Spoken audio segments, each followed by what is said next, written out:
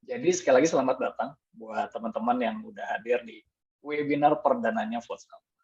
Dari sini aja udah ada 3 role di Alpha untuk batch 1 ya. Nadia sekali lagi hot content writer, Dinda IT consultant, dan Bella dari civil servant. Nah, sebelum lebih jauh, dari judulnya ini kita bisa lihat inovasinya adalah cannabis legalization in Indonesia for medical purposes.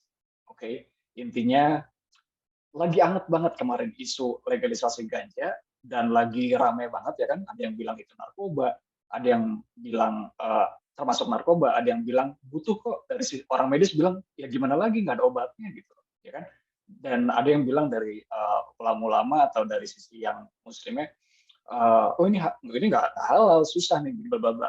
Bayangin isu ini berkembang dan kita kan melihat ya, kalau ada isu, kalau kita care gitu ya, ya kita harus bantu solve, gitu kan. Bantu solving dan kita coba gitu. Akhirnya angkat ya. Dan sekali lagi hashtagnya dari ID, logonya Vote Alpha itu bisa dibilang ini program yang satu-satunya eksplisit untuk support Indonesia 2045 sesuai visi non profitnya kita, visi yayasan kita ya. Oke, Nat, kita geser dulu. Jadi gue akan buka sebelum persilakan speaker-speaker kita cerita ya, cerita kenapa nih isu legalisasi ganja yang diceritain. Gue mau cerita Votes Alpha-nya dulu, teman. Jadi di Votes Alpha ini bisa dibilang programnya sama rata-rata 3 minggu, dan sekali lagi gue mau refresh lo semua, kenapa sih harus 3 minggu? Intinya adalah lu semua biar punya habit yang bagus untuk belajar. Dan di sini uniknya hybrid. Jadi nggak melulu voice notes kayak first chapter, second chapter, ya. Tapi mix juga Zoom kayak camp. Jadi ada kadang-kadang kita pakai voice notes dan di akhir minggunya itu kita pakai Zoom gitu ya untuk ngecek progres kira-kira kayak gitu. Terus goalnya apa? Goalnya itu sekali lagi nggak cuman kita bilang ayo kita support Indonesia 2045 gitu, tapi cuma retorika gitu dan nggak ada langkah nyatanya. Nah, gue bilang sama mereka bertiga nih teman-teman, harus goal ya saat beres program satu ide inovasi. Gue bilang kayak gitu. Oke, mereka dengan terseok-seok dan berdarah-darah dan berkeringat gitu ya selama 3 minggu lebih, tapi bisa juga gitu loh mengeluarkan akhirnya ini kan bos kita sepakat ide inovasi seperti ini. Oke, gue bilang gitu. Terus kita diskus sama-sama sampai hari ini alhamdulillah kesampaian buat cerita sama teman-teman apa sih yang kita pikir. Nah, kalau yang terakhir selama 3 minggu itu kita ngapain? Jadi di minggu pertama kita belajar dulu. Berkali-kali kita bilang Indonesia 2045. Sekarang gue ajak nih yang dengerin gue, lu kalau ditanya Indonesia 2045 udah paham belum itu apa? Gitu. Jadi jangan sangka urusan Indonesia 2045 ini urusan pemerintah, bukan. Ini urusan semuanya gitu. Karena kita sebagai warga Indonesia ya, gitu. Dan ini hari kemerdekaan ke-100 nanti kalau misalnya kita panjang umur 23 tahun lagi, dan kita harus punya peran kalau menurut gue pribadi. Gitu. Jadi itu minggu pertama. Minggu kedua sama, kita mau jadi change makers tapi nggak tahu teorinya gimana sih buat perubahan. Nah, kalau yang udah pernah assessment di VOTS ya, Ashoka tahu ya, ada 4 skill dan itu kita refresh lagi. Jadi bisa dibilang kenapa kita angkat isu ini ya karena dari skill pertamanya teman-teman. Jadi skill pertama change makers itu adalah empati. Gimana ceritanya kalian mau jadi pembuat perubahan tapi nggak empati sama isu yang ada. Yang terakhir, kebetulan gue udah belajar policy proses di sini, dan gue bilang, wah ini kesempatan gue juga sharing apa yang udah gue dapat ilmunya gitu ya. Dan akhirnya, alhamdulillah, tahulah tipis-tipis bagaimana membuat kebijakan. Dan gue bilang di sini, sekali lagi ya, pembuat kebijakan bukan urusan pemerintah aja, tapi kalau di US sendiri gue mau cerita, itu sampai warganya juga diajak untuk membuat kebijakan. Kenapa? Karena walaupun dibuatnya sama government, tapi impact-nya kan ke semua, ke private, terus ke masyarakat juga gitu ya.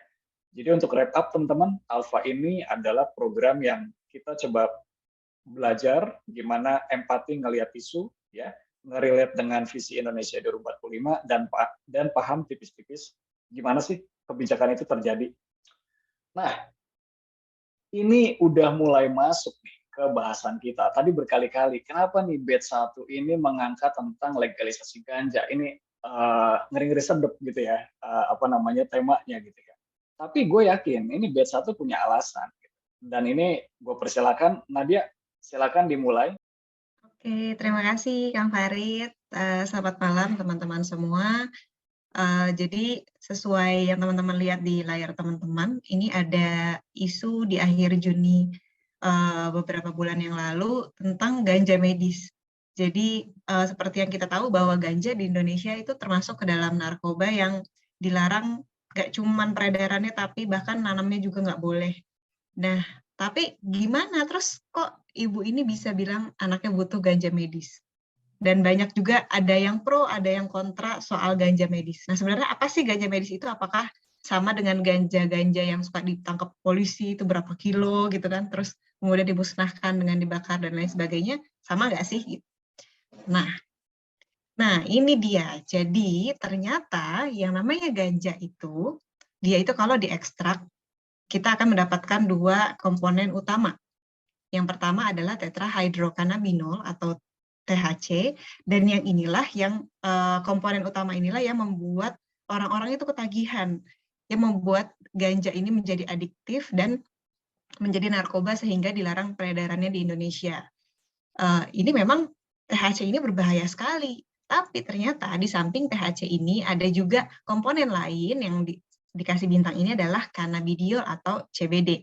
Dan CBD ini ternyata sudah dilakukan berbagai penelitian di luar negeri dan sudah terbukti ternyata punya efek terapeutik atau bisa digunakan sebagai obat pada berbagai kondisi medis. Contohnya adalah anoreksia pada pasien HIV, kemudian untuk mengurangi nyeri pada pasien yang melakukan kemoterapi, juga untuk mengurangi gejala parah pada pasien epilepsi. Tentunya ini bukan menjadi opsi pilihan pertama bagi pasien-pasien ini, tapi memang yang namanya obat-obatan biasanya ada tingkatan-tingkatannya, seperti sama aja seperti obat penahan sakit ya teman-teman. Dari yang paling gampang teman-teman kalau pusing biasanya mungkin minum paracetamol atau asam ekfenamat paling ringan gitu kan. Itu ada tingkatan-tingkatannya dan salah satunya adalah si CBD ini. Di beberapa negara memang CBD ini sudah diberikan sudah dilegalisasi untuk kegunaan medis, contohnya di Amerika Serikat gitu. Dan memang yang digunakan sebagai yang dibilang ganja medis atau dibilang sebagai obat itu adalah si CBD-nya ini yang sudah dipisahkan dari THC yang bisa menimbulkan ketergantungan. Nah, kenapa sih urgensinya apa? Kenapa kita perlu melegalisasi ganja medis atau si CBD ini? Karena balik lagi kalau tadi nggak cuman dari Alfa, tapi Indonesia tuh punya mimpi buat ke 2045, dan kalau teman-teman baca, itu di pilar pertamanya adalah tentang kesehatan. Nih, first pilar dari visi Indonesia 2045 adalah untuk meningkatkan derajat kesehatan dari masyarakat gitu. Dan kalau misalnya ada kasus-kasus berat yang tidak bisa ditangani dengan obat-obat yang sudah legal beredar di Indonesia, bisa jadi kan CBD ini adalah solusi, seperti kayak ibu tadi. Ibu tadi bisa jadi solusinya untuk anaknya adalah menggunakan si CBD ini. Sayangnya kan di Indonesia belum boleh nih. Nah, karena ya itu tadi, dia adiktif, dia sangat berbahaya dan rawan sekali untuk disalahgunakan. Itulah pentingnya kenapa kita membutuhkan regulasi yang cukup detail untuk melegalisasi ganja tersebut. Nah, untuk selanjutnya buat gimana sih pandangan dari teman-teman di kementerian di pemerintahan, teman-teman IT, aku kasih berikutnya ke Kabela. Silakan Kabela. Ya, terima kasih Nadia. Suara aku kedengaran kan ya? Nah, dari sisi seperti disampaikan oleh Nadia tadi, bagaimana agar ganja medis ini menjadi ilegal di Indonesia, tentu perlu ada suatu peraturan yang menaunginya. Namun demikian, ketika pemerintah ingin mengeluarkan suatu peraturan, tentu ada isu-isu yang harus di-tackle sebelumnya. Nah, di sini kami mencoba menggarisbawahi ada 3 isu besar yang diangkat di sini. Pertama, apakah benar bahwa ganja medis ini memang benar-benar terbukti dapat digunakan untuk penyembuhan dan memang dialah caranya gitu. Kemudian juga ada yang kedua, isu terkait dengan apakah kultur masyarakatnya siap untuk menerima ganja medis, bagaimana nanti penggunaannya. Nah, ini akan kita bahas satu persatu. Pertama, terkait dengan apakah benar ganja medis ini bisa digunakan untuk penyembuhan, tentu perlu ada suatu uji coba, suatu pembuktian, penelitian tentunya. Tetapi ketika ingin melakukan penelitian ini tersendiri, para peneliti memiliki hambatan. Setidaknya ada dua hal yang menjadi hambatan. Pertama, berkaitan dengan regulasinya. Yang kedua, berkaitan dengan human resource maupun infrastrukturnya. Terkait dengan regulasinya, di Indonesia terkait dengan narkotika ini diatur dalam Undang-Undang Nomor 35 Tahun 2009, di mana ganja termasuk dalam kategori narkotika golongan 1. Narkotika golongan 1 itu apa? Dia adalah narkotika yang tidak bisa, yang dilarang untuk digunakan untuk pelayanan kesehatan. Disinilah letak permasalahan yang dihadapi para peneliti. Dia tidak bisa digunakan untuk kesehatan, termasuk tidak bisa dilakukan untuk penelitian. Nah, namun demikian para peneliti sebenarnya ada harapan karena pemerintah mulai melirik nih terhadap ganja medis. Jadi sebenarnya dari Kementerian Kesehatan sendiri mulai mempertimbangkan untuk mengeluarkan sebuah peraturan yang memungkinkan bagi para peneliti untuk melakukan penelitian terkait dengan ganja medis tersebut. Nah, sekarang bagaimana para peneliti itu mendorong agar pemerintah segera mengeluarkan regulasi ini, atau para peneliti dapat mengajukan permohonan kepada Kementerian Kesehatan agar diberikan kesempatan untuk melakukan penelitian terhadap ganja agar bisa digunakan sebagai untuk tujuan kesehatan. Ini dari segi regulasi. Ada lagi permasalahan yang kedua terkait dengan penelitian. Tolong lanjut. Terkait dengan human resource, facility, dan infrastrukturnya. Siapa sih yang nantinya akan melakukan penelitian terhadap ganja medis ini? Tentu pemerintah harus memiliki peran penting karena ini berkaitan dengan ganja medis yang akan digunakan untuk seluruh di Indonesia. Jadi akan lebih baik jika penelitian ini ada dalam naungan pemerintah. Nah, siapa penelitinya? Penelitinya bisa dari para peneliti itu sendiri, bisa bekerja sama dengan rumah sakit, dengan universitas, maupun lembaga-lembaga penelitian. Mereka bisa berkolaborasi bersama dan di bawah naungan pemerintah. Lalu bagaimana dengan sarana, prasarana, infrastrukturnya? Jika memang sekarang belum tersedia peralatannya, karena memang ini mungkin jadi yang pertama di Indonesia, para peneliti bisa melakukan impor. Ketika para peneliti melakukan impor peralatan medis, sebenarnya pemerintah juga memiliki skema fasilitas terhadap impor barang-barang untuk tujuan penelitian. Ada berdasarkan Peraturan Menteri Keuangan Nomor 200 Tahun 2019, atas impor barang-barang yang akan digunakan untuk keperluan penelitian dapat dibebaskan dari bea masuk maupun pajak dalam rangka impornya. Tergantung nanti apakah dapat memenuhi ketentuan-ketentuan tersebut atau tidak. Dan disinilah pentingnya nanti para peneliti, orang-orang yang telah bersepakat untuk melakukan penelitian tersebut di bawah naungan pemerintah juga bisa bekerja sama dengan institusi yang membawahi ketentuan peraturan ini dari Kementerian Keuangan. Selanjutnya. Selain yang pertama terkait dengan masalah regulasi, permasalahan kedua adalah apakah masyarakat Indonesia siap untuk menerima ganja medis sebagai salah satu alternatif pengobatan ketika seluruh jenis pengobatan, seluruh jenis obat telah dicoba dan sudah tidak ada lagi. Nah, terkait dengan kesiapan ini, ada dua hal yang akan kita bahas di sini terkait masyarakat Indonesia merupakan negara mayoritas Muslim, di mana tentu status halal menjadi bahan pertimbangan. Dan kita tahu bahwa ganja termasuk narkotik, dan narkotik termasuk hal yang diharamkan. Namun demikian, ketika kondisinya adalah sudah tidak ada lagi cara untuk melakukan pengobatan, hanya ganja satu-satunya yang sudah paling puncak nih, sudah tidak ada lagi alternatif lain, mungkin hal ini nantinya bisa menjadi bahan dari institusi yang dapat memberikan fatwa kehalalan dari penggunaan ganja medis tersebut. Selain itu, pemerintah juga perlu mempertimbangkan bagaimana sih kontrol terkait penggunaan ganja medis ini. Tentu kita membutuhkan suatu sarana prasarana yang dapat mengontrol hal ini, termasuk dengan IT yang akan dijelaskan oleh saudari Dinda. Pada Dinda, dijelaskan. Oke, terima kasih untuk penjelasannya Kak Kanat dari segi kesehatan dan juga Kak Bella dari segi peraturan pemerintahan.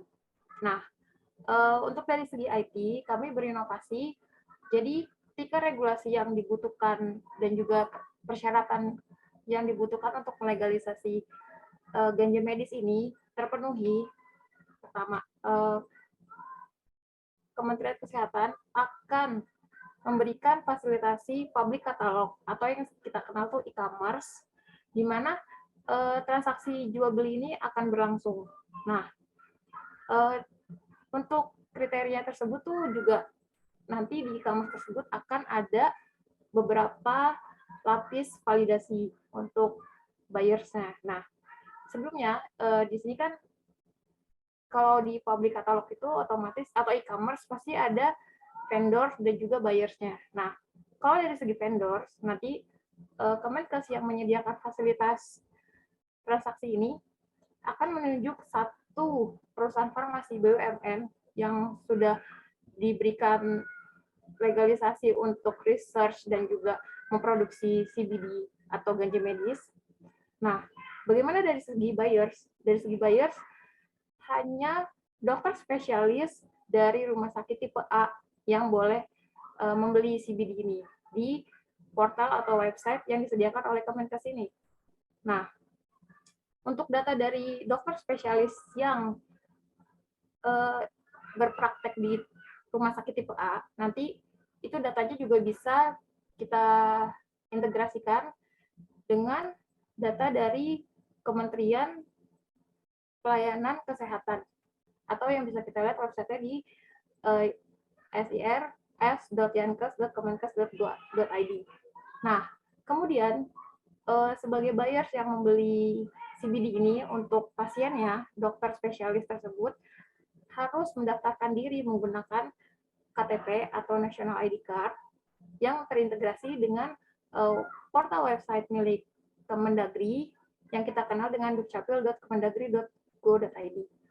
Nah, selanjutnya, ketika buyers atau dokter spesialis ini registrasi, harus melampirkan dan memvalidasi STR atau surat tanda registrasi.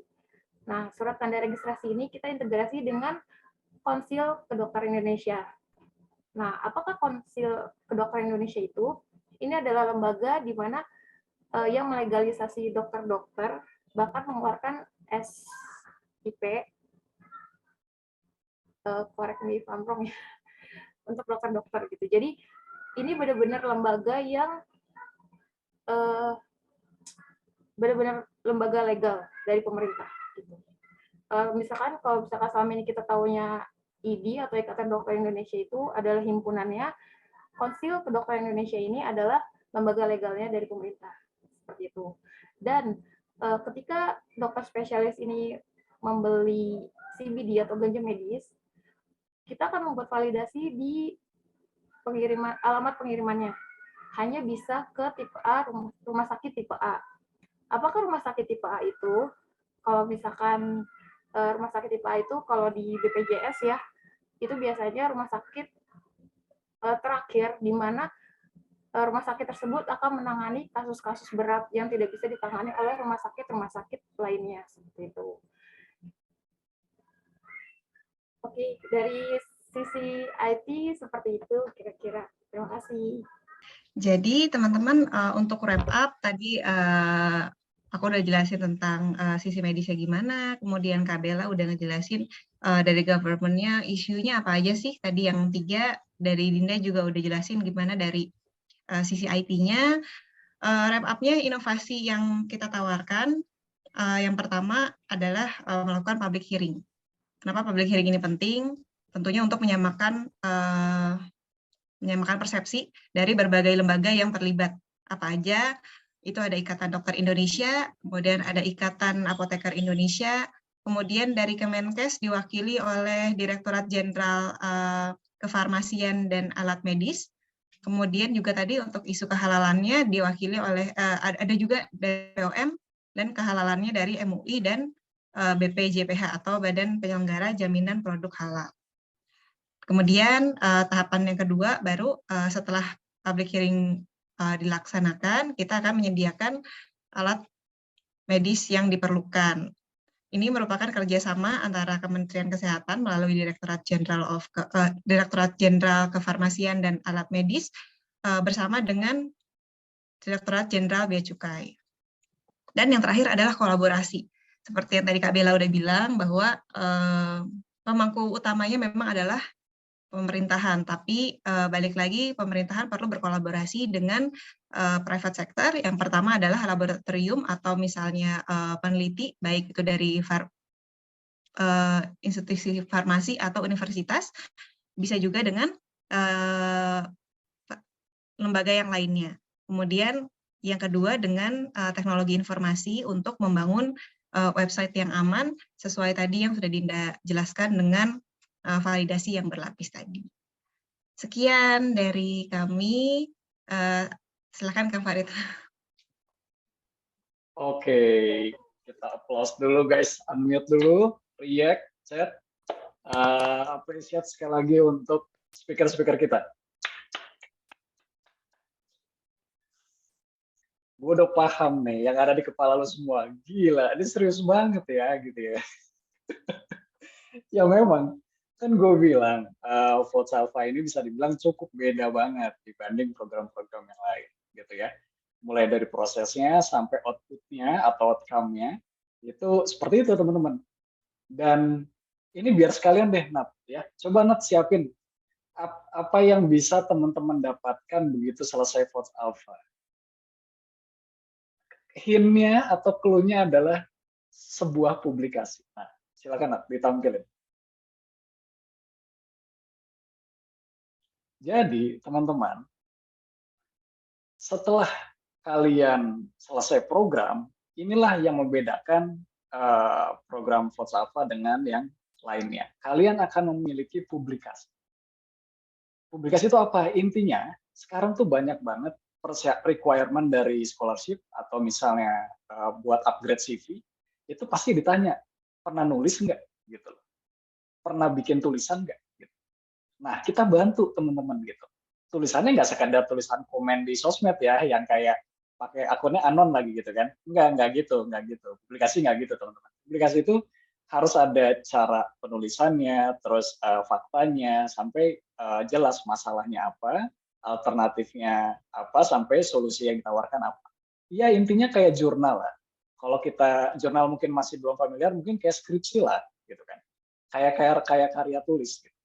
Sekali lagi diawali dengan masalah, ditutup dengan solusi gitu ya. Dan inilah yang dibuat sama teman-teman batch 1 Votes Alpha dengan judulnya Cannabis Legalization in Indonesia for Medical Purpose ya. Terus lagi nanti bawah di sini juga ada nama penulisnya, jadi kalian bisa, ya gue bilang cukup bangga ya nanti kalau kalian punya tulisan yang dimana kalau kalian coba ke publisher lain itu cukup berlapis ya buat editornya. Tapi kalau di kita selama itu edukatif, selama itu ada faktanya, lewat proses pengecekan juga dan sepakat sama-sama, alhamdulillah kita punya satu inovasi sekali lagi gitu ya. Nah, sekarang gue mau melihat wajah-wajah teman-teman Votes setelah setelah mendengarkan speaker-speaker kita. Pertanyaan pertama gue, gimana nih kesan lo setelah mendengar deskripsi program Votes Alpha dan penjelasannya? Jadi yang pertama gue mau nanya dulu, kesannya dulu. Oke, boleh raise hand dong, gue pengen dengar suaranya. Nah, Gifrina, batch 2 nih. Sekarang Director for Chapter. Silakan, Gif. Halo, ini gue nggak pengen on cam, malu pakai jilbab. Oke. Terus, lanjut. Kesan dulu ya, kesannya adalah Kesan dulu sumpah, ya kesan ini sumpah keren banget. Apa ya, nggak nyangka, aku tipe yang, aku golongan kaum-kaum yang di tengah-tengah nih. Aku tidak pro dan juga tidak kontra. Karena aku masih belum tahu kan, gitu loh, belum mendalami isunya.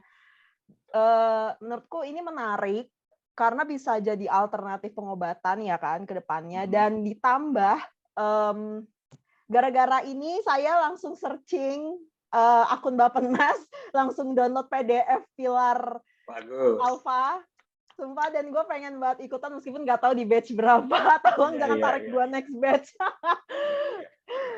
Aku nggak tahu mau nulis apa, tapi aku benar-benar pengen banget sih jadinya kontribusi gitu. Jadi kesannya ini akan sangat berguna buat legasi kita. Betul. Dan juga teman-teman ke depannya gitu. Itu aja sih. Thank you banget. Applause dulu buat Gifrina guys. Gue setuju di poin yang ini jadi legacy ya. Kapan lagi guys kalian punya tulisan yang istilahnya yaitu karya mikirnya kalian. bukan tulisan komen di sosmed sekali lagi ya, itu mah setiap hari juga bisa gitu. Tapi ini mikirnya bareng-bareng gitu. Apalagi udah lama ya nggak mikir bareng-bareng ya, kayak nulis skripsi atau ilmiah gitu ya. Dan ini kita sama-sama guys belajar gitu. Step by step gitu ya. Boleh yang cowok sekarang, silakan Odi. Gimana kesannya? Ya, terima kasih atas kesempatannya. Pertama saya mengucapkan selamat ya teman-teman author, Teh Nadia, Mbak Dinda, Mbak Alfi, Kang Farid atas tulisannya.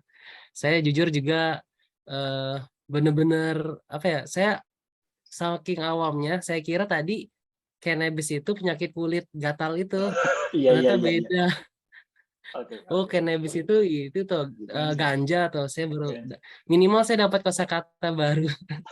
Oke, Itu oke. satu. Terus yang kedua, eh, karena saya tidak terlalu paham terkait istilah medis ya, posisi saya ya selaku dengarnya tadi kayak calon konsumen lah ya, atau kalau konsumen berarti pasien ya. Mungkin masyarakat umum yang Masyarakat. akan melihat Ya. melihat kondisi pasar, nanti ada alternatif pengobatan baru, tapi tentunya saya pikir ini tidak hanya secara umum. Saya ngelihat tadi Votes Alpha ini program yang seharusnya sih sudah dari awal-awal dimunculkan, karena saya jadi kepikiran gini, oh ini kayaknya meneliti hal yang bermanfaat bagi Indonesia.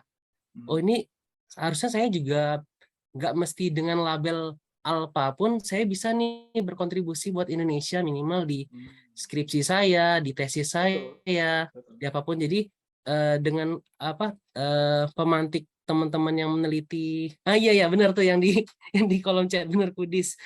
Jadi yang teman-teman yang paparkan malam hari ini menimbulkan membangkitkan jiwa penelitian gitu. Nah, ini penting banget buat saya pribadi, dan mungkin buat tentunya buat Indonesia ini butuh banget yang beberapa inovasi-inovasi baru yang bisa disampaikan. Tapi saya harap nih tidak berhenti di malam ini saja. Nah, jika memungkinkan tulisan atau public hearing tadi bisa lebih dikembangkan lagi, mungkin ke tulisan di jurnal, apa istilahnya kalau skala-skala jurnal itu pokoknya yang rating jurnal itu tuh lebih, kalau jadi akan lebih banyak yang mendengarkan. Mungkin kalau yang hearing tadi mungkin skala kantor, skalanya lebih diperluas lah intinya. Jadi ilmunya tidak hanya sampai di 32 orang malam hari ini. Itu sih menurutku. Cinta itu istilahnya itu. Ya, Indonesia cinta. Mungkin itu sih kalau pendapat saya, Kang. Makasih, Kang Farid. Thank you, Odi. Oke, applause dulu buat Odi, teman-teman. Dan gue setuju tadi ya di bagian yang ternyata nggak ya penelitian gini bisa dilakuin sama siapa aja. Itu gue setuju, teman-teman. Dan itu istilahnya bikin jurnal ilmiah intinya gitu ya. Dulu kan teman-teman bikin skripsi ya, yang S1-nya ya, atau karya tulis. Nah, setelah itu untuk dipublikasikan namanya jurnal. Itu juga memang jadi bekal. Dan pengalaman gue nulis jurnal individu ya, itu beratnya bukan main. Lagi ngantor, terus harus cari bahan segala macam gitu ya, dan yang lainnya gitu. Jadi Votes itu kan selalu hadir menjadi alternatif ya. Kayak gini, belajar bahasa Inggris kan bisa lewat kursus, benar nggak teman-teman? Ya, kursusnya bisa offline, bisa online. Tapi risikonya apa? Bayar. Risikonya harus hadir dan segala macamnya, ada ujiannya gitu ya. Nah, kalau misalnya itu tidak bisa terlaksana, nanti nggak jadi dong belajar bahasa Inggris. Ya nggak? Makanya Votes hadir pakai voice notes, free, ada komunitasnya, gitu kan? Nah, ini juga sama. Jadi jurnal ilmiah itu ya memang udah yang seharusnya, teman-teman. Kalau menurut gue pribadi, dan gue setuju dari poinnya Odi. Dan Votes Alpha ini hadir, mikirnya itu nggak sendiri, mikirnya bareng-bareng. Apalagi dari berbagai sisi. Malam ini aja batch 1 punya 3 role ya, medis, IT, sama government. Dan selama gue belajar kemarin policy process course ya di sini, itu bahwa ada tahapan kebijakan, atau kalau teman-teman yang lebih umumnya kayak pernah nggak ngelihat kayak peraturan menteri bla bla bla gitu loh. Kalau di Kemenkeu kan PMK ya, KMK gitu kan. Itu sebelum keluar itu prosesnya ternyata ada satu proses di mana harus berbagai role untuk ngelihat masalah itu. Nah, makanya itu di sini gue coba waktu itu requirement alpha adalah harus beda-beda background-nya. Jangan yang masuk alpha misalnya ASN semua itu satu mata. Jangan private semua itu satu mata. Makanya gue hadirkan 3 mata di sini. Ya, dari sisi medis, dari sisi government dan IT. Dan tadi Odi bilang, saya belum paham nih dari sisi medis gimana. Itu lumrah aja teman-teman, itu common aja, nggak apa-apa. Justru itu kolaborasinya. Nah dia masuk dari ngangkat isunya, terus Dinda ngelihat wah kalau dari IT gimana? Karena kan ke depan kita apa-apa ini ya efisiensi ya, pakai aplikasi, pakai website dan segala macam. Dinda masuk dan tentunya ngomongin kebijakan dari government harus masuk, Bella masuk guys. Gitu. Nah jadi singkat kata, Votes Alpha ini hadir untuk membantu teman-teman membuat inovasi secara formal. Dan itu semua dalam tahapan semuanya proses dan bisa di-upgrade terus. Kayak malam ini aja, kita sharing 5 slide, tambahannya banyak banget. Dan ini gue suka. Kenapa? Karena ini jadi memperkaya. Yang dari mata kita nggak tahu, orang lain tahu. Ya kan? Jadi makin valid nanti informasinya. Dan jangan lupa teman-teman, yang namanya aturan, skripsi, ya atau apapun yang berbau tulisan formal, itu pasti ada keterbatasan. Ingat nggak teman-teman? Kalau bikin skripsi ada kan limitation, ada keterbatasan, aturan juga sama. Kalau diperlukan bisa di-adjustment atau disesuaikan. Itulah memang fungsinya pembelajaran. Jadi nggak saklek fix untuk solving sesuatu. Enggak. Itu selalu ada upgrade. Mungkin inovasi kita sekarang kita obrolin, tapi mungkin 5-10 tahun lagi udah ada atau bahkan udah terlaksana. Nah itulah memang fungsinya sekali lagi kita belajar. Oke, gitu ya.